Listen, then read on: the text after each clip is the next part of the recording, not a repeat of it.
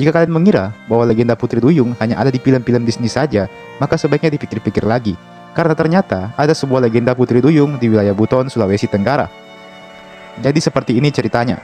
Di zaman dulu, ada seorang ibu yang dikenal karena kebaikannya.